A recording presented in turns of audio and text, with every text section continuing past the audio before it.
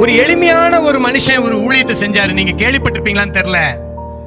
ஆஸ்திரேலியால சிட்னி நகர்ல அவரை 19 வருஷம் எல்லாரும் தேடி இருக்காங்க. ஒரு மனுஷனை சிக்கவே இல்லை. அவர் யார் கையிலையும் சிக்கல.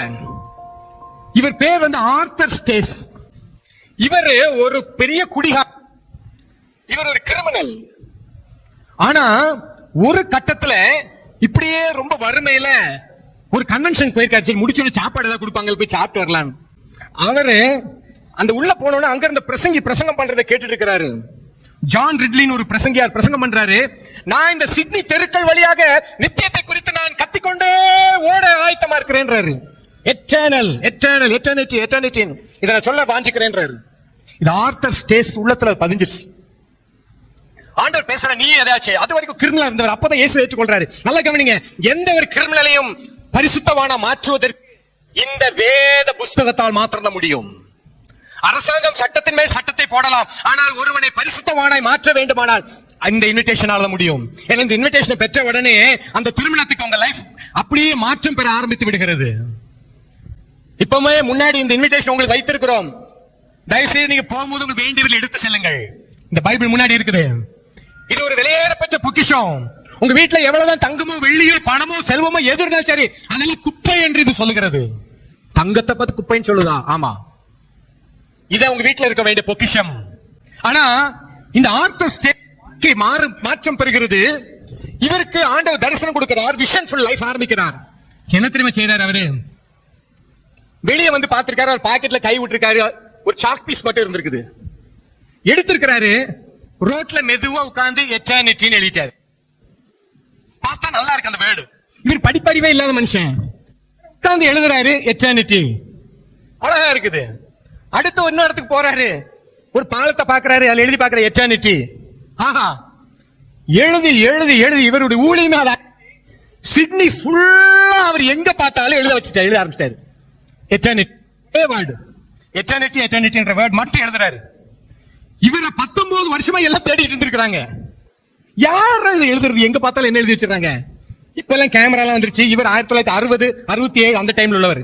போய் அமைதியா எழுதிடுவார். அழகா எழுதிருப்பாரு. சில நேரத்துல இன்னும் நல்ல அழகா எழுதி வச்சிருப்பாரு. சில காப்பர் பிளேட் அந்த மாதிரி இதெல்லாம் அதை பாக்குறவங்க அத்தனை பேரும் ஆச்சரியப்படுறாங்க. பிரஸ் அங்க இருக்கிற நியூஸ் ரிப்போர்ட்டர்ஸ்க்கு யாருன்னு தெரியல. ஆனா என்ன பேர் வச்சுட்டாங்கன்னா அவர் பேர் மிஸ்டர் எட்டர்னிட்டி. மிஸ்டர் எட்டர்னிட்டி 19 வருஷமா யாரு கண்ணுக்கு அவர் படல. ஆனா நியூஸ் பேப்பர்ல எல்லாம் வருது மிஸ்டர் எட்டர்னிட்டி எட்டர்னிட்டின்னு சொல்லி. நான் தான் எட்டர்னிட்டி போய் நின்றுப்பேன் அப்பமே. ஏன்னா நம்மள பேர் புகழ் தேடுகிற ஆட்களாச்சே நம்ம. ஆனா அவரு 19 வருஷம் யார் கண்ணிலும் சிக்கல. ஒரு நாள் ஒரு ஊர் கண்டுபிடிச்சிருக்காரு. நின்னுட்டே இருந்திருக்கிறாரு. இவரு கொஞ்ச நேரத்துக்கு முன்னாடி அந்த எழுத்து இல்ல. திரும்பி பார்க்காரு எட்டர்னிட்டின்னு எழுதி இருக்குது. பின்னாடி பார்த்தா ஆர்தர் ஸ்டேஸ் நின்றுட்டு இருக்காரு. ஆர்யூ மிஸ்டர் எட்டர்னிட்டின்னு பிடிச்சிட்டாரு. அவர் சொல்லிருக்காரு. அவர் கோர்ட்லயா நின்று பழகினால I am guilty your honour இருக்காரு. I am guilty your honour. ஏன்னா அவர் கோர்ட்ல அடிக்கடி நிப்பாரா முந்தி முதல்ல அதுக்கு முந்தின வாழ்க்கையில. அப்பதான் அவர் உலகத்துக்கு காண்பித்திருக்கிறார். இவர் தான் மிஸ்டர் எட்டர்னிட்டி.